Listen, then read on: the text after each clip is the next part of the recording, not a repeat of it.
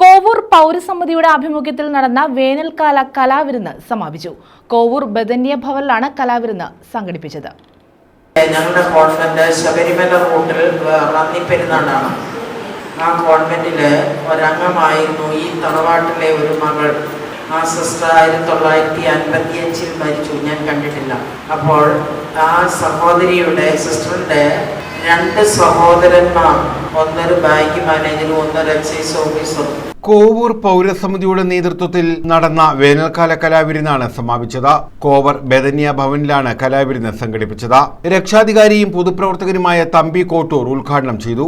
ജീവകാരുണ്യ പ്രവർത്തനങ്ങൾക്കും ജീവിതത്തിൽ ഒഴിവാക്കപ്പെട്ടവരും ഉപേക്ഷിക്കപ്പെട്ടവരും നിർധനരായിട്ടുള്ളവർക്കും ഒരു തണലായി മാറേണ്ട, ഒരു അടയാളമായി മാറേണ്ട ഒരു പൗരസമിതിയായിരിക്കണം കോവൂർ പൗരസമിതി. അതാണ് നമ്മുടെ ലക്ഷ്യം.